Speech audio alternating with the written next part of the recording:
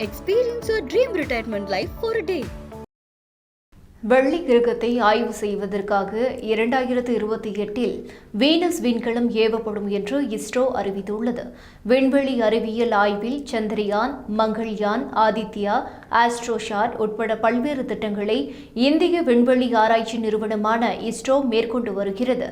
அந்த வகையில் சூரிய குடும்பத்தில் பூமிக்கு மிக அருகில் இருக்கும் வெள்ளி கிரகத்தை ஆய்வு செய்வதற்காக வீனஸ் விண்கலத்தை அனுப்புவதற்கு இஸ்ரோ திட்டமிட்டு வந்தது.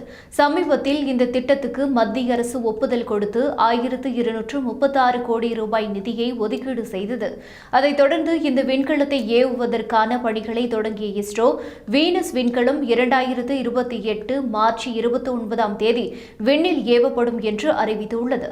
இதுகுறித்து இஸ்ரோ வெளியிட்ட அறிக்கையில், வெள்ளி கிரகத்தை ஆய்வு செய்வதற்காக வீனஸ் ஆர்பிட்டர் மிஷன் திட்டம் மூலம் விண்கலம் தயாரித்து அனுப்பப்பட உள்ளது. இந்த விண்கலத்தில் மொத்தம் 19 அதிநவீன ஆய்வு கருவிகள் இடம்பெறும். அதில் 16 கருவிகள் உள்நாட்டு தொழில்நுட்பத்தில் தயாரிக்கப்பட உள்ளன.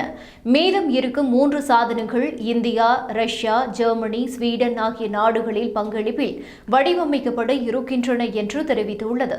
மேலும் அனைத்து தயாரிப்பு பணிகளையும் முடித்து விண்கலத்தை LVM-3 ராக்கெட் மூலம் 2028 மார்ச் 29ஆம் தேதி விண்ணில் செலுத்த திட்டமிடப்பட்டுள்ளது என்றும், சுமார் 112 நாட்கள் பயணத்துக்கு பின்னர் ஜூலை 19ஆம் தேதி வெள்ளி கிரகத்தை இந்த விண்கலம் சென்றடையும் என்றும் அந்த அறிக்கையில் இஸ்ரோ கூறியுள்ளது. இந்த விண்கலம் வெள்ளி கிரகத்தின் மேற்பரப்பில் இருந்து குறைந்தபட்சம் 500 கிலோமீட்டர் தூரமும் அதிகபட்சம் 60,000 கிலோமீட்டர் தூரமும் கொண்ட நீள்வட்ட சுற்றுப்பாதையில் நிலைநிறுத்தப்படும்.